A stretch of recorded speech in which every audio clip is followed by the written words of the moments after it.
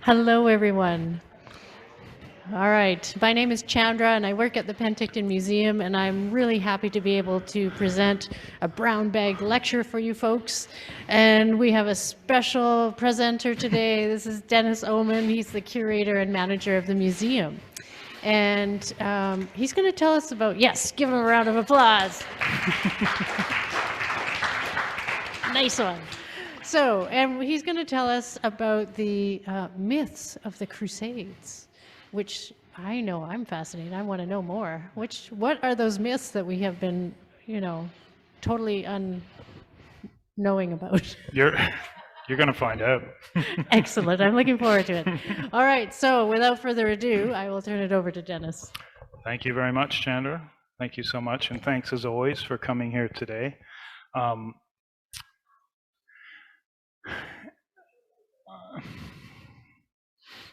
I'm going to get the lights. That's my job.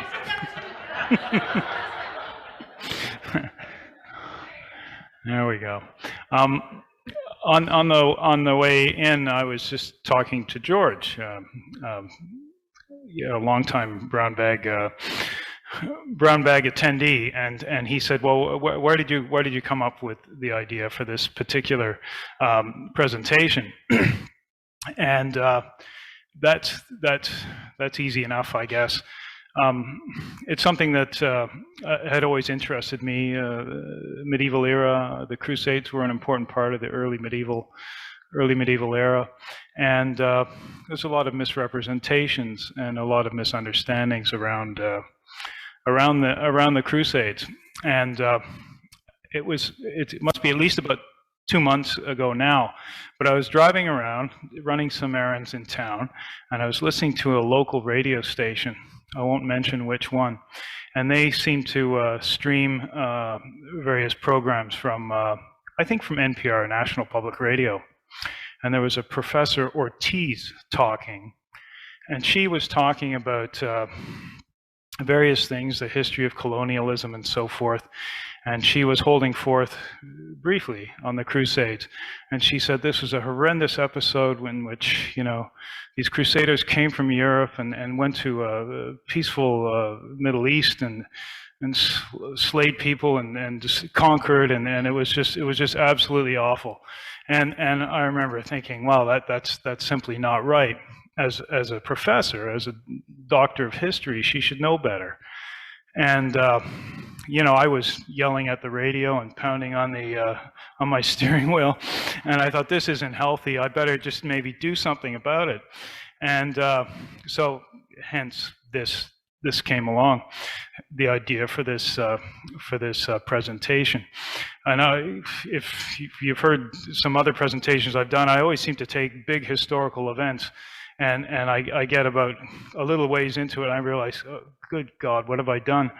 There's no way I can adequately tell this story in a 45-minute brown bag presentation.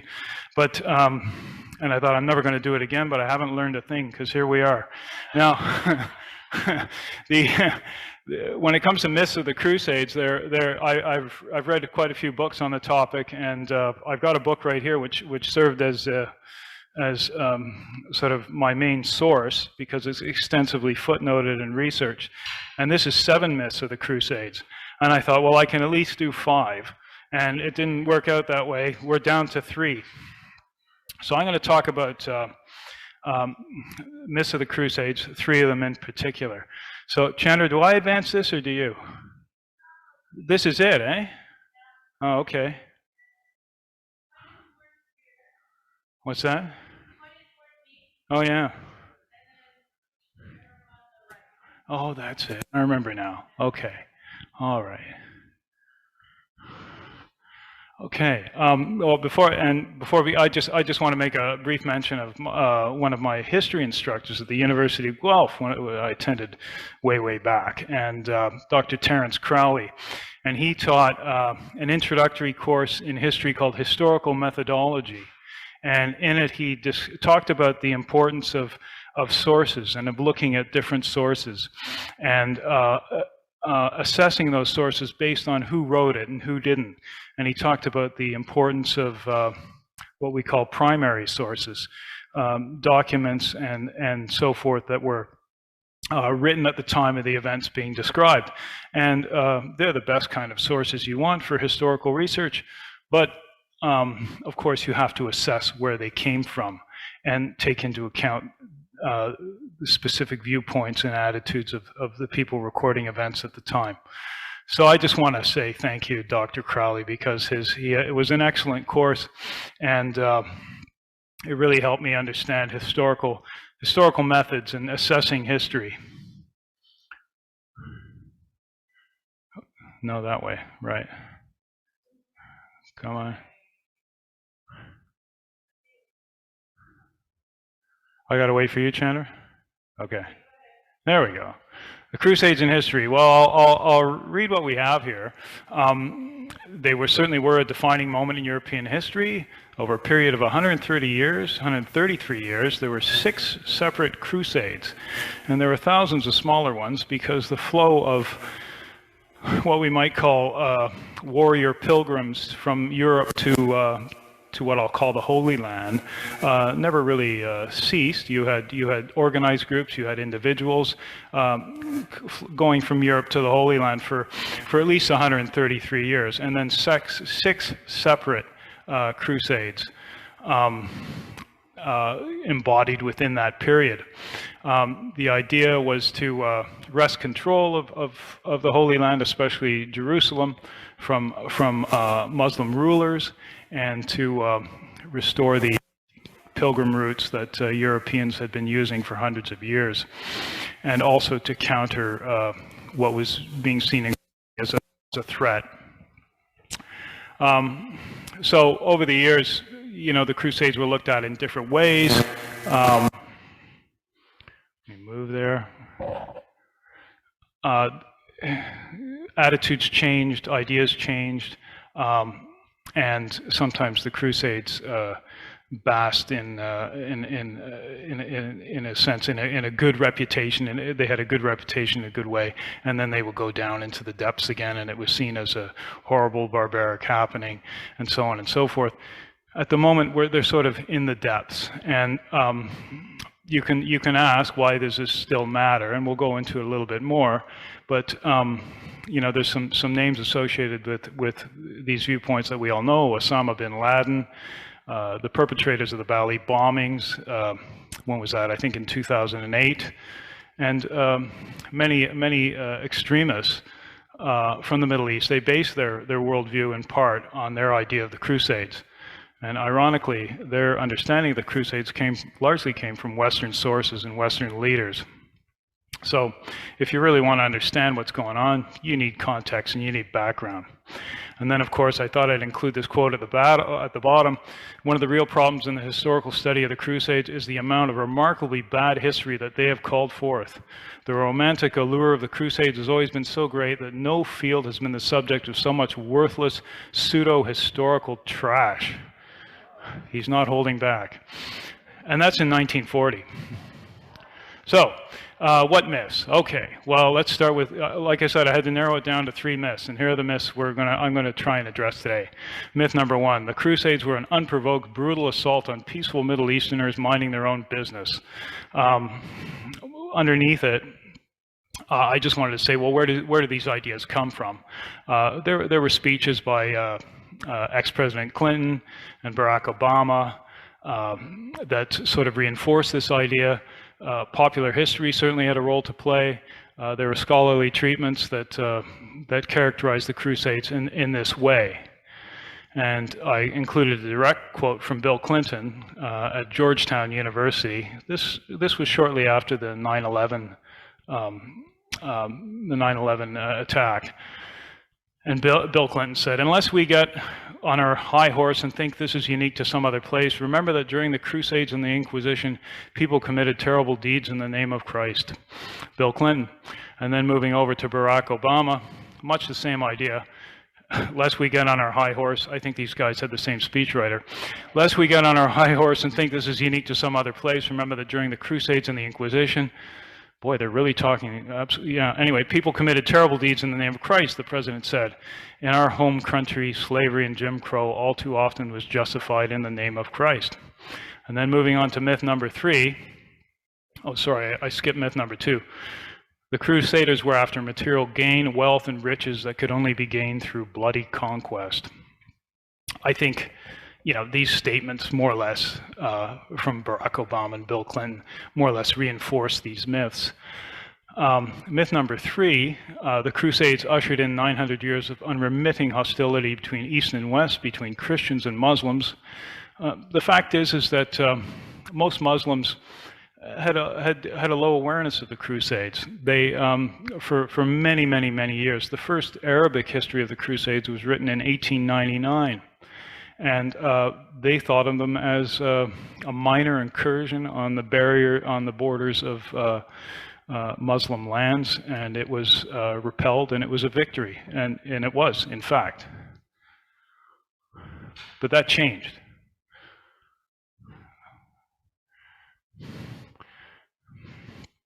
I thought I'd give a bit of a background about Europe at the time, and obviously, it was just beginning. Europe in 1096 was beginning to develop unified, centralized states, but the process was still very much in its infancy. I start off with this devastatingly obvious statement. In the early Middle Ages, Europe did not look like it does today. Well, this is true. The idea of the nation state wasn't developed. You didn't have linguistic and culturally homogenous peoples living within accepted borders.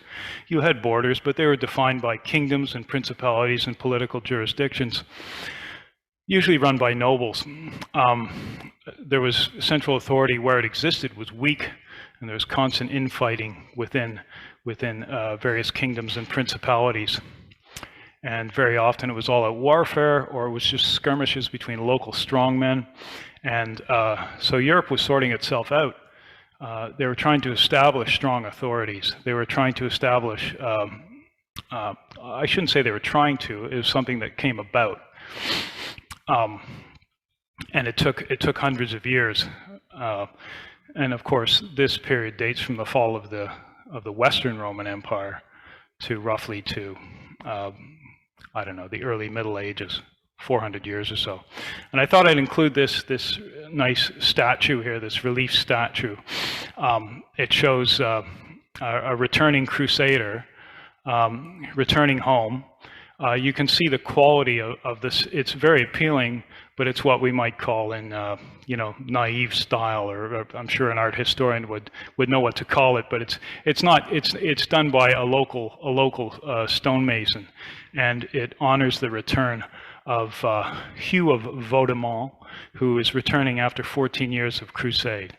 And as you can see, he's not dressed in armor or anything like that. You know, he's coming back. He's dressed in typical pilgrim clothing, traveling clothing, with the cross on his chest. And his wife, Angeline, is welcoming him back. And this is after 14 years. And I'm sure she's just given him a piece of her mind, and now she's giving him a hug. And anyway, he made it back safely from the Second Crusade in this case, and that certainly wasn't always the case for a majority of Crusaders. There we go. Now, if we're going to talk about the Crusades, you have to talk about faith. You have to talk about the way Europeans saw themselves. Europeans saw themselves in a very different manner than we do today. It was acknowledged that there were different peoples and different cultures and different languages, but as I mentioned earlier, there wasn't much of an idea of the nation state. There was no such thing as capitalism or economy. Everybody had a place, usually within an agricultural village framework. There were towns, but they were small and still unimportant. The village was where most people lived and where most people died and where they lived out their lives. The glue that held communities together and Europe together was religion, was Catholicism. It provided a communal life. There was a common morality, structure, and doctrine. You were born in the church. You died in the church. You're baptized, shriven at your death, and in between, there was this common faith. So when people spoke of Christendom, this is what they meant, and it was a very important common identifier. And indeed, the church did much of what is now done by government, and religion was central to most people's lives. People undertook pilgrimages to the Holy Land, but they were very, very dangerous, and they took a long time. And if you made it back alive, you certainly got increased stature in the community. And the idea of pilgrimages, of course, are not not unique to Christianity. I mean, Muslims go on pilgrimages, the Hajj, I think it's called, and this is something that's common to a lot of faiths. And I think I tried to summarize in the last paragraph there that the Crusades were carried out in this religious context. If you look at things within the last 100 years or so, why people went to war, or why conflict could arise, you have various things that appeal to European security and appeal to national security, maintaining the balance of power, keeping trade routes secure, promoting a political ideology, or any other justification common to our own time would have never have resonated with Europeans. They wouldn't have thought of things in that way. Oh yeah, let's see. An interesting little side note on this illustration is very old, as you can imagine, and it shows a crusader praying before he embarks on his crusade. And this is shown to all museum studies people, because the entire illustration, when you see the entire illustration, down at the bottom here, there's a big red stamp, and it says British Museum stamp right on the vellum, right on top of it. And this is shown to all museum students as saying, this is not what you do. you put a neat little accession number in the top, on the reverse in the top left-hand corner with a pencil. But anyway. So we're approaching some significant times to our story here, and one of the first things you'll want to talk about is the Roman Empire, and how the Roman Empire split into two halves. And the Western Roman Empire pretty much dissolved by 476 under the impact of successive waves of nomadic and barbarian peoples. I should be easier on these barbarian peoples because they had names like the Lombards, the Bavarians, the Frisians, the Batavians, the Franks. So I think you get my point. These peoples and where they settled eventually became the European homelands that we know today. Obviously, the Franks settled in France, the Frisians settled in the Netherlands, and so these peoples moved into Western Europe and pushed out Roman authority, and in many cases adopted Roman custom as well. So the eastern part of the Roman Empire was called the Byzantine Empire, named after Byzantium, which was the original name of the city of Constantinople, which today is called Istanbul. And the Byzantine Empire would last for about 1,000 years, until it fell in the year 1453. It was captured by Muslim armies. And in reviewing this, and I'm looking at the Byzantine Empire, and they have so many ups and downs, and you're thinking, my, how could they ever have managed? They just didn't seem to know the proper response to many of the threats facing them. And then I thought to myself, well, wait a minute, they survived for 900 years. The Byzantine Empire was a great success. What will Canada look like 800 and 750 years from now? Who knows? I mean, so this was the last remaining. This was the remaining area of the Roman Empire, essentially. And it took on a Greek character, and it was less Latin and more Greek, let's say. But for a long time, you can see they face the periphery. They're in the red, of course. You can see that the peripheries, the border of their empire, faced much of. This is an extremely difficult border to defend, and incursions from nomadic groups, the Huns, the Magyars, who eventually settled in Hungary. These threats all came from these areas here, and eventually we're going to talk about the rise of Islam, and of course that came from the Middle East. So after 476, the Byzantine Empire was on its own.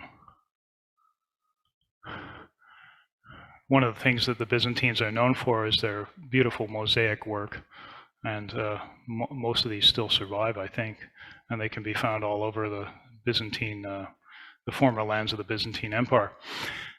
So, just pointing out again, you know, the challenges that face them: Goths, Slavs, Huns, Persians, Arabic peoples. All at one time or another, they were confronted. The Byzantines had to confront them in order to maintain their empire and the boundaries of their empire.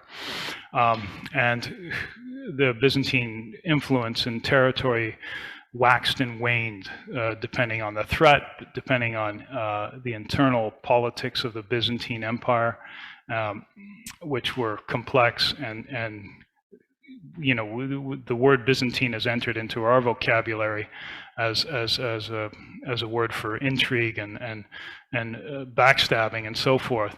And this obviously weakened the Byzantine Empire at various times in their history. But I do say, and on the other hand, the Byzantine Empire did manage to survive for 900 years, a long time. So they're I think, a great success by almost any measure.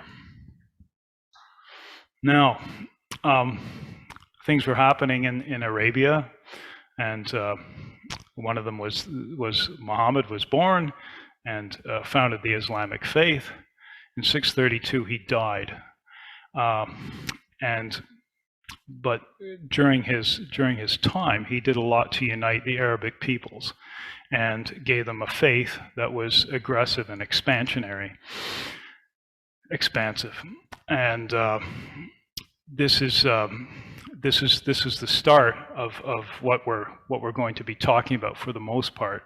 I found this illustration of what Arabic warriors might have looked like at the time of Muhammad, and they're a scary-looking crew. The Arabic culture, the military culture, was based on raiding. They raided each other, and this is not unique to Arabs. There are many other cultures that have this raiding viewpoint. We certainly know the Vikings were like that. Indigenous peoples in North America, including the Haida, they raided other tribes and other groups of people, and it was central to how they interacted with other peoples. The Arabs were similar, and after the death of Muhammad, he left it as an imperative to his followers to expand the Muslim faith and to bring it to all the corners of the earth. And they did this with what started out as small raids, reconnaissances, to do a reconnaissance and then find out what they're facing. And then this would be followed up with a powerful military expedition to seize and take the land. So it didn't take that long. Muhammad died in 632.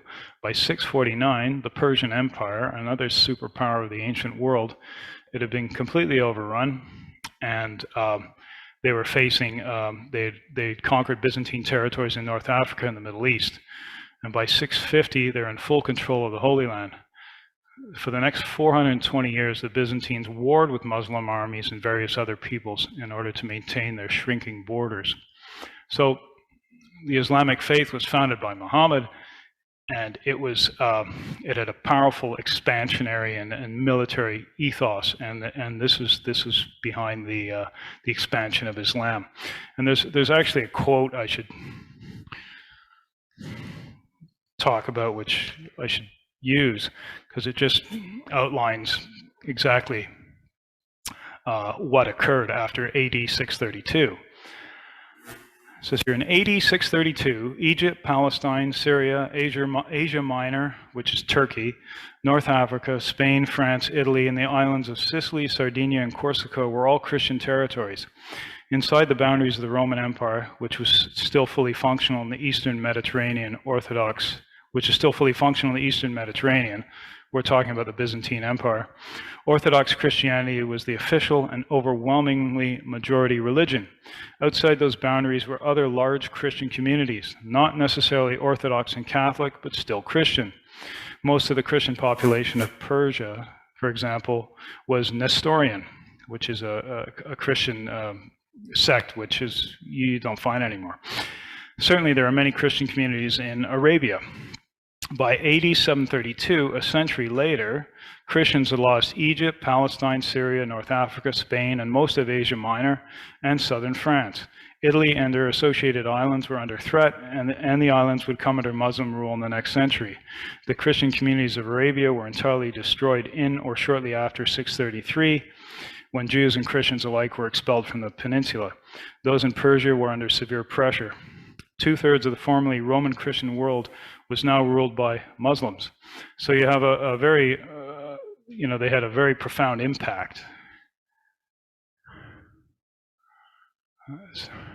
We had a shot of Arabic warriors, so I thought I'd show this illustration of Byzantine soldiers as well.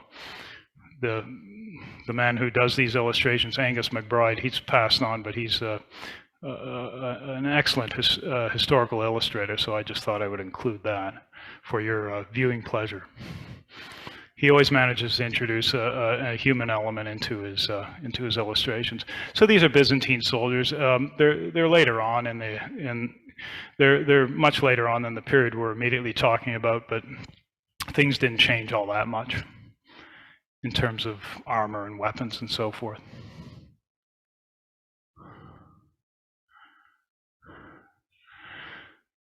So the stage has been sort of set for this confrontation between Arabic peoples and, again, the Byzantine Empire. And a big turning point came, and this is, again, important to what we're discussing here today. The Byzantines had been fighting off all of these attacks on the periphery of their borders, on the periphery of their empire. And then a pivotal event happened at Manzikert, which is sort of east central Turkey. It's the ancestral lands of the Armenian people. They sustained a crushing defeat at the hands of the Seljuk Turks, who at that point were the preeminent Muslim group in Arabia.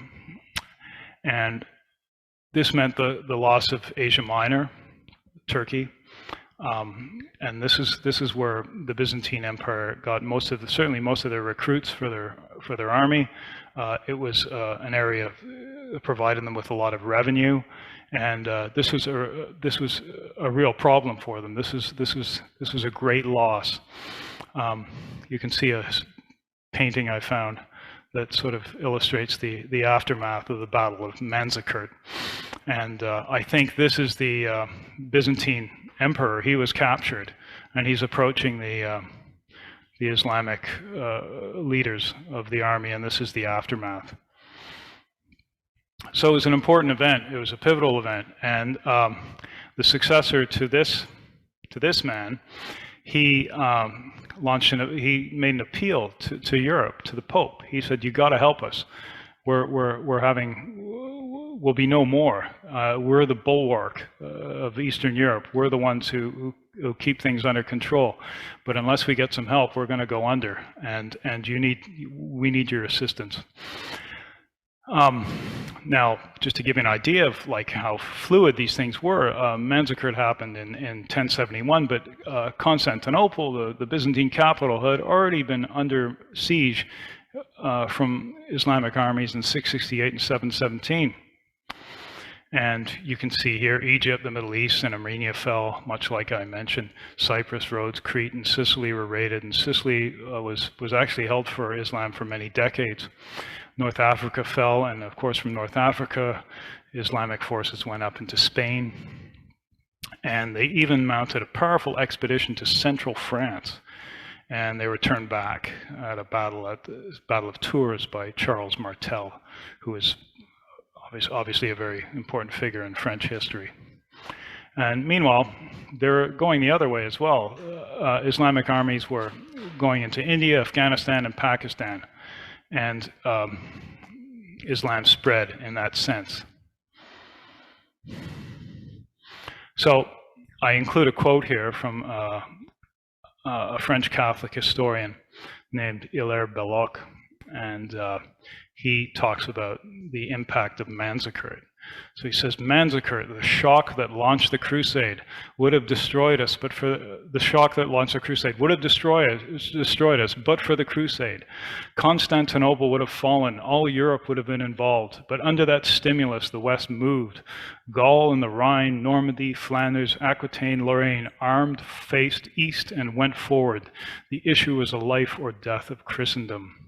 You'll notice that he doesn't mention a single nation. Like I said, Gaul is understood to be the French-speaking lands. The Rhine is a region, Normandy is a region, Flanders, Aquitaine, and so forth. These were the political entities that people felt that they belonged to and that they were a part of, as I mentioned earlier. So this is what Hilaire Belloc had to say. He was writing in 1937. It was a crucial event. So the Pope has been approached, and he in turn said, right, we have to do something. And he launched an appeal, and he made speeches, and he empowered his bishops and archbishops to preach crusade. And the knightly class of Europe responded, and it wasn't called a crusade at the time. And as I mentioned earlier, in terms of how Europeans saw themselves, the crusade was seen to be an act of penance. The Pope made it clear at the time that if you go on crusade, your sins will be forgiven. Maybe not when they get back, and if they continue to sin, I don't know exactly how that worked. But it was presented. It was presented. Look, this is an act of penance, and so it's an act to remove your sins from your ledger, so to speak. And you're going to the rescue of persecuted Christians, and you're going to be opening up the pilgrimage routes to the Holy Land. And this is in essence an act of brotherly love. There's a very good chance that you won't come back. There's a very good chance that you'll spend your entire fortune going there. But if you do this, you will gain remission from your sins, and it's a good thing to do, and you should really consider it. It was all voluntary, of course, but this is how it was put, and this made sense to Europeans at the time. And it was no small thing. One of the myths that I don't have time to cover is that these Europeans, the warrior class, went out, heard this appeal for crusade, and just strapped on their armor and marched off. It took some time before the expedition actually left, and it was led by experienced military leaders who knew that logistics and supplies and transportation and planning trumped almost every other consideration. So when they went, they made sure they were well prepared, and that took time. And a noble would have his vassals come with him, other knights who I guess report to him, who they're vassals, and soldiery as well, foot soldiers. And they want to bring their horses, and they want to bring their armor, and they have to bring enough money to get them there and back, and it was a big deal. And there's a direct quote. Well, there wasn't a stenographer at the time recording it, but you get the idea. Whoever for devotion alone, but not to gain honor or money, goes to Jerusalem to liberate the Church of God, can substitute this journey for all penance. Pope Urban II. And this image, painted much later, shows Richard the Lionheart, King Richard I, leaving for the Third Crusade. And there he is. Now, he's a long way from the fighting. He's got a long way to go. He wouldn't have worn his armor. He would have worn something a bit more comfortable. But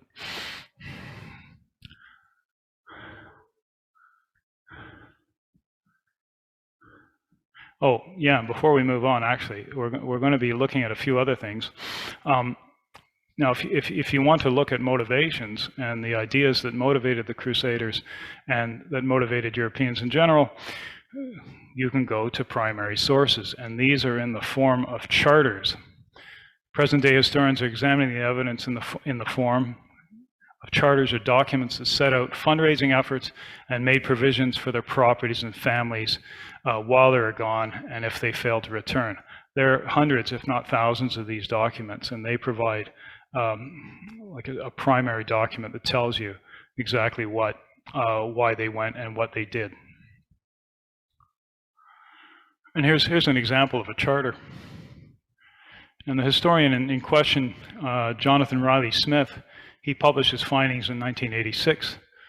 And according to him, he said, the Crusaders exhibited a serious and purposeful devotion and a pious desire to arrange for intercessory prayers while they were gone. And his research underlines the fact that the early medieval period was turbulent and unsettled, and would-be Crusaders were anxious to settle disputes with neighbors, and very often they had disputes with local churches and monasteries, and they wanted to leave for the crusade and perhaps leave this world with a clean slate and their affairs in order. William C. Jordan of Princeton University wrote that Riley Smith's work laid to rest, hopefully for all time, the contention that the Crusaders profited monetarily from the wars. The vast majority did not, nor did they expect to profit materially. So we go back to these myths. I talked about the Crusades as a response to the threat posed by expansionist Islam. Now we're talking about motives and what got them to do it. And it certainly wasn't hope of monetary gain. It just wasn't something that was on their minds. Which is not to say that they didn't hope and expect to find treasure and goods, but that was the accepted way of doing a military campaign. You had to fund it through whatever treasure or plunder you came across, but you can be certain that if an Islamic principality or town heard that the Crusades were on their way, all portable wealth would be brought to a safe place. And there was prestige, of course, attached to going on crusade.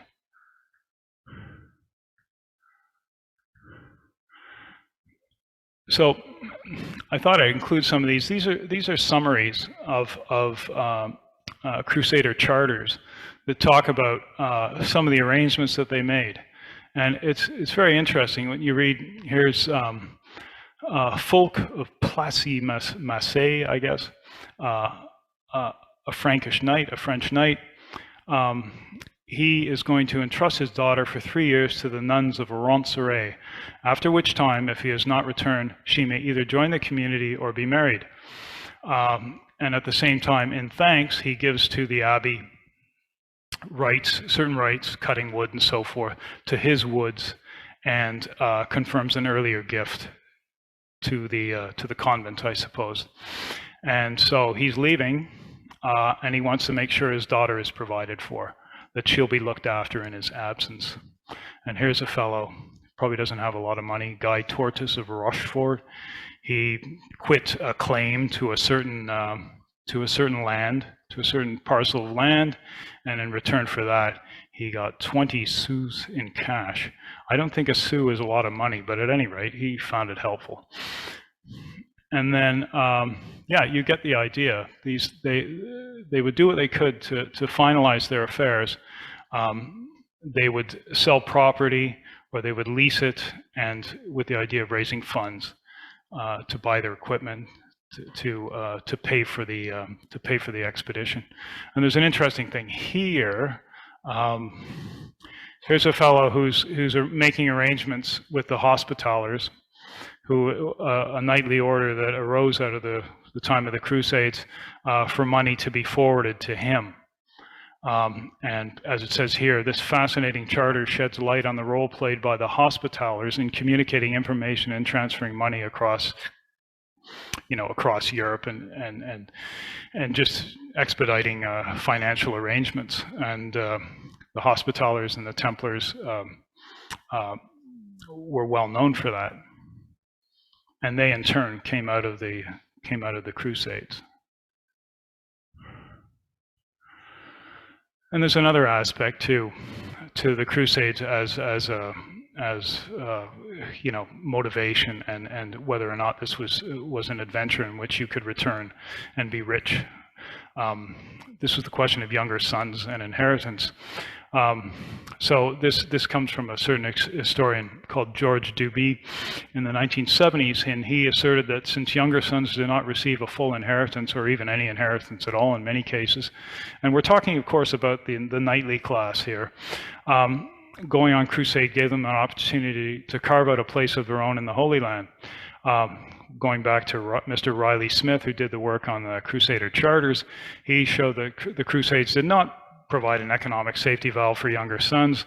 The evidence shows that families made considerable economic sacrifices to send a family member on crusade, and this usually entailed sending the head of the family or the eldest son. It's likely that younger sons participated, but they didn't expect to make their fortunes.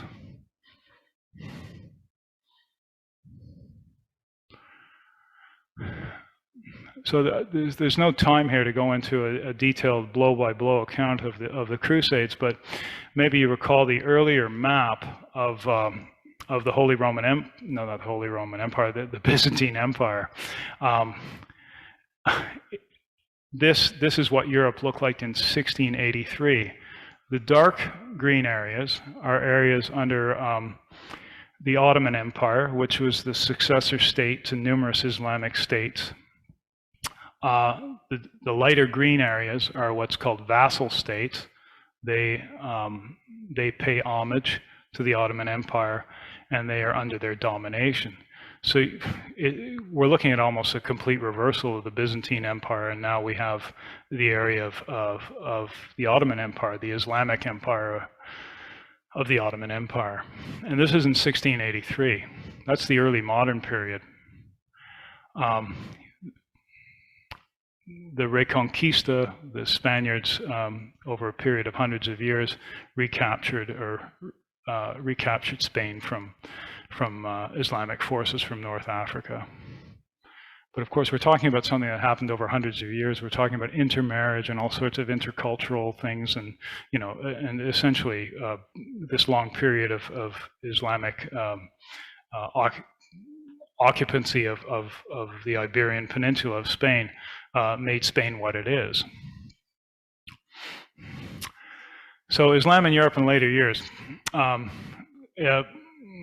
The Crusades ended roughly, the last of the Crusader states, which were just these very small little states centered around the coastline of what we'll call the Holy Land.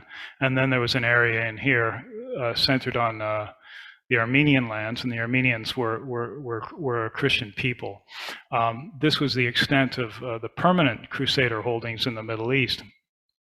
And but by 1291, they were all gone.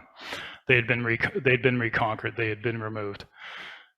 So, in 1453, the Byzantine Empire came to an end. They conquered Constantinople. They renamed it Istanbul, and that was that. Now here we have Asia Minor, we have Turkey, and here we have Europe. And so Istanbul is right there. And the Ottoman Empire was expansionist, and they started looking into this whole area, the Balkans, East Central Europe, and they expanded into these areas. Now, they got as far as Vienna. 1683. And again, draw your attention, that's not that long ago. This is the early modern period. They had besieged the city once before in 1529, and the only thing that saved Vienna from the besieging Ottoman army was a coalition of European forces from the Habsburg Empire, which was sort of like the Central European Empire, which was constantly at war with the Ottoman Empire, and the Polish-Lithuanian Commonwealth, which is something that didn't last very long, and it was long gone. But the commander of the relieving army was a Pole named Jan Sobieski, and the intervention of their forces spelled an end to the siege of Vienna. So, you know, if you go back and you look at why the Crusaders came to the Middle East, why the Crusades were launched, it was in response to an expansionary new force coming from the Arabian Peninsula and coming from the Middle East in general. And this is what we're looking at many years later. I'd say they were right in their assessment. So I talk a little bit here about you know, the siege of Vienna and the lifting of the siege and the defeat of the Ottoman Turks and the Ottoman army that was besieging Vienna. And what this resulted in is a treaty, the Treaty of Karlowitz in 1699.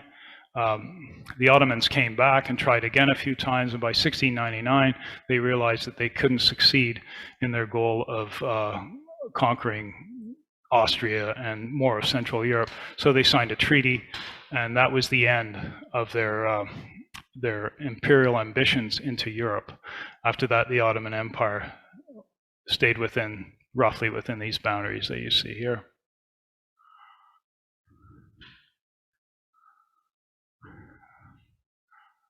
Oh dear. There we go. The Crusades in modern memory. There's one other myth that I'm going to try and address here, and that is the idea that the Crusades launched 900 years of enmity and bad feeling between Muslim peoples and Arabic peoples and the West. Well, you know, not really the case. There's a quote here attributed to Emir Faisal. He was one of the Arabic leaders who was helped by Lawrence of Arabia, T. Lawrence, in liberating Arabia from the Ottoman Empire, because not all the peoples who were part of the Ottoman empires were interested in being in the empire. Arabic peoples certainly were not interested, and they had a revolt. And if you know a bit of the history, they were assisted in this by T. Lawrence of Arabia. And so this sort of illustrates. He's talking to the French foreign minister, who's talking on and on about the Crusades and the European interest in the Middle East. And he says, "Pardon me, Mr. Pichon, but which one of us won the Crusades?" Well, it was the Arabic peoples. They won, if you want to look at it that way. And so over the years, European attitudes towards the Crusades became polarized. It was more or less, it wasn't talked about much in the centuries following the ending of the Crusade period, but it was not seen as favorable. When you had the Enlightenment period in the 1700s, you had famous writers like Edward Gibbon, who wrote The Decline and Fall of the Roman Empire. David Hume, the Scottish humanist, they said they just condemned the Crusades. They were just pure barbarism, religious bigotry, irrational onslaughts on Muslim lands and so forth. They're highly critical of the Catholic faith, and their condemnation of the Crusades reflected this. And then you get to a century or so later, and then attitudes shifted again. You know, in France, you had much more a favorable view, because the Crusades were largely a French effort, a Frankish effort, although most European nationalities took part. You had French nationalism or romantic idealism and a certain Catholic revival in France, and so they reassessed the Crusades, and then they more or less saw it as an essential and admirable component of European history. In the meantime, there had been various Ottoman repressions of Christian minorities in their lands, which got a fair bit of coverage. This is the 1830s and 1840s, so people were casting a critical eye upon the Ottoman Empire, and also the French conquered North Africa. They adopted it into the French Empire. There are several books written which were well received. A more sympathetic portrayal of the Crusades. There's Hilaire Belloc's quote again. We don't need to read that. And then if you go on the other side, in Muslim countries, interest in the Crusades is relatively new. Most Islamic historical writing does not see the Crusades as a separate episode or series of events. Instead, they view the Crusades as one episode in a long series of conflicts with Europe, with the Byzantines and infidels in general. I think this viewpoint is understandable given the long history we have just outlined here today. We're going from 632 to 1683. This is an enormous span of time. This historian, a well-regarded Crusade historian, says Muslim people did not regard the Crusades as national traumas, nor as major threats against which all Muslims should defend themselves. And it makes sense, because when you look at the holy sites of Islam, they're on the Arabian Peninsula. They're hundreds and hundreds of miles away from Jerusalem and from what Christians regarded as the Holy Land. These areas were important to Islam, but they weren't going to the core of things. Islamic attitudes towards history are also different from those current in the Western tradition. History as a scholarly discipline may not have the same stature in Muslim countries as it does elsewhere. Approaches to historical sources, scholarly independence, and government interference also play a role. So, amongst in Muslim countries, history might not have the same sort of place in the hierarchy of academic disciplines as it does in the West. They might be looking at other disciplines as being more important. Oh, wrong way. Let's go. Now, this image is I guess symbolic of the end of the Ottoman Empire, which lasted several hundred years, and it was the force which Europe fought against in the latter period of Islamic expansion. And here you have General Allenby. Somewhere behind him is Lawrence of Arabia, coming into Jerusalem, and this was the more or less the end of the British campaign against the Ottoman armies during the First World War. The Ottomans were allied with Imperial Germany, so of course they were at war with the British and the French and so forth. And this is a separate military campaign.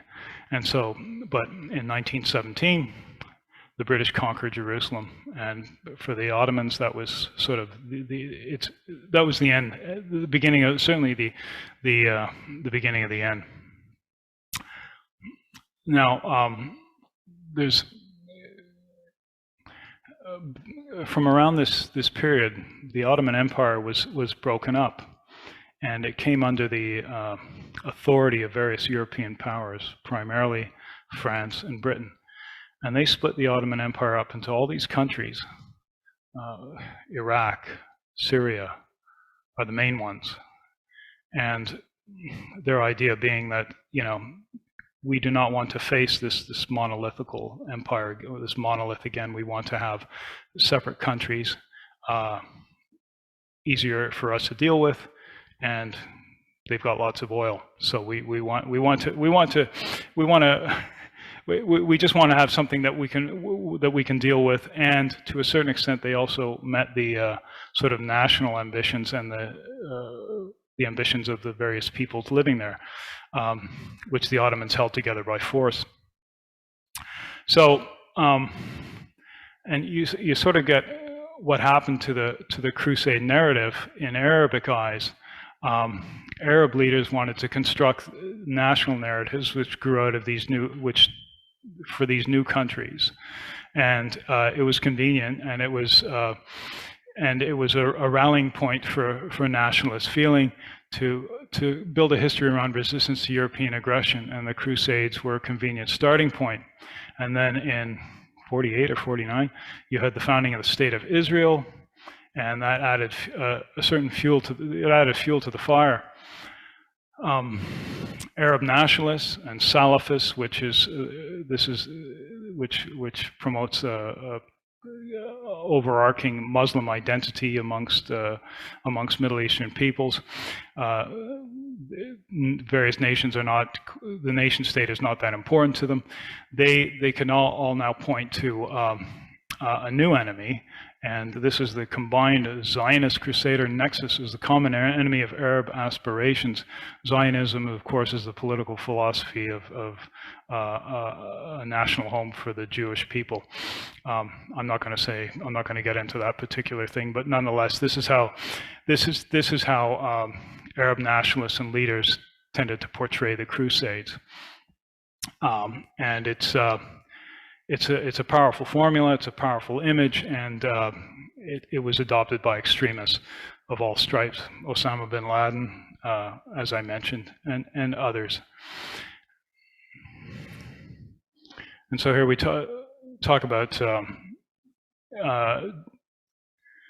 Clinton's Georgetown speech, in which he asserted that Americans of European descent were not blameless in the September 11th attacks, citing the bloody capture of Jerusalem during the First Crusade.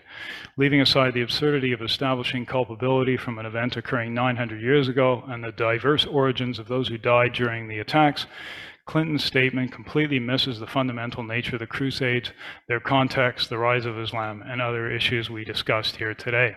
And so I guess if I'm going to wrap it up, I'm just going to say when politicians start talking about history, take it with a grain of salt.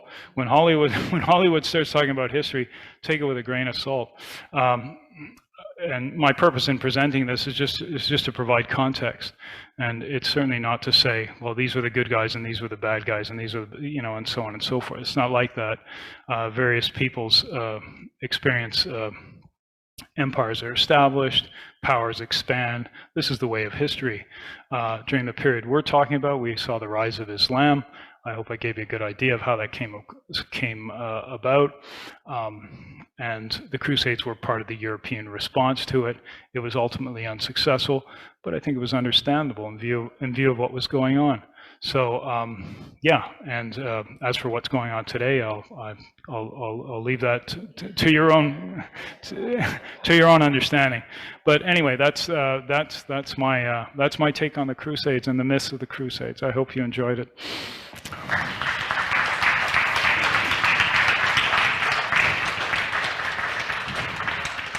Actually, there's one last thing. I was curious as to this was primarily a conflict between Roman Catholicism and Islam, and I thought, well, I'd like to know what is being said now. What is the official Catholic teaching on Islam? So I have my handy dandy catechism, and here it is, 841, verse 841. The Church's relationship with the Muslims. The plan of salvation also includes those who acknowledge the Creator, in the first place amongst whom are the Muslims. These profess to hold the faith of Abraham, and together with us they adore the one merciful God, mankind's judge on the last day. So, I think that's pretty reconciliatory. So, I don't know what Islam has to say about that. Islam is they don't have a central authority. There are many different imams and preachers, but anyway, that's the Catholic Church's view of it. So thanks again.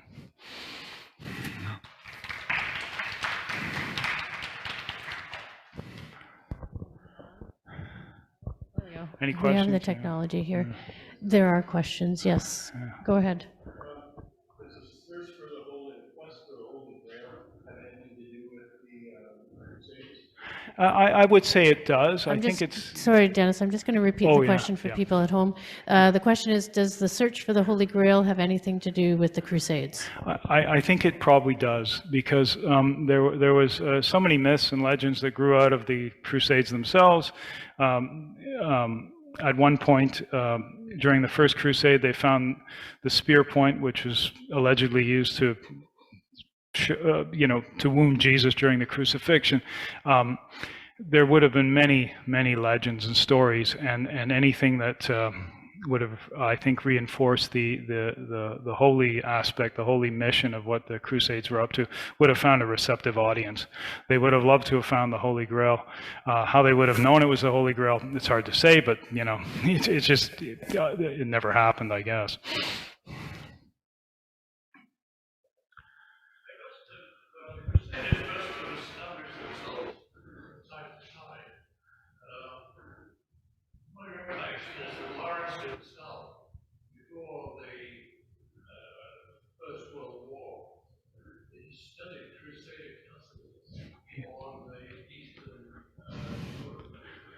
Yeah, yeah, I'll let you go. So you were saying that, sorry, my mind has totally gone blank now, that Crusader states were established, and Crusader Lawrence states? studied the castles in these Crusader states.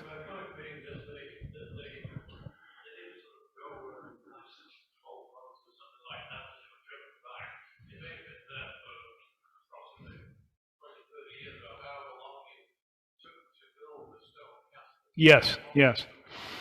They established, yeah, Lawrence did study those. He went there.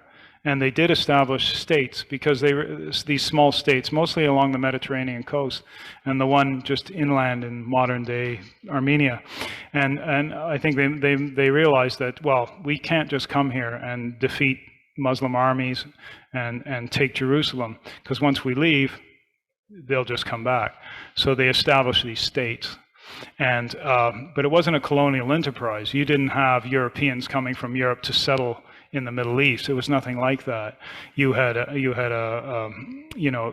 sort of a military governance, and you had these states, and you had the existing peasantry living there and producing goods and services just for their overlords, just like would have happened in Europe. And from what I've read, the Crusade overlords, they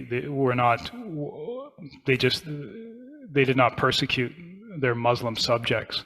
They just allowed them to get on with life and farming and agriculture, which was, of course, the basis of wealth. So, yeah, but they did establish Crusader states they're in existence for over 100 years, but they're small and centered on the Mediterranean coast. And the castles are still there. Yeah.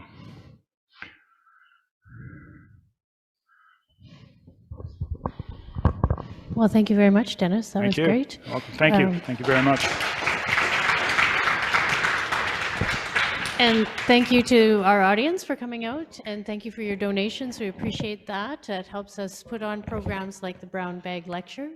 And this is our penultimate brown bag. I always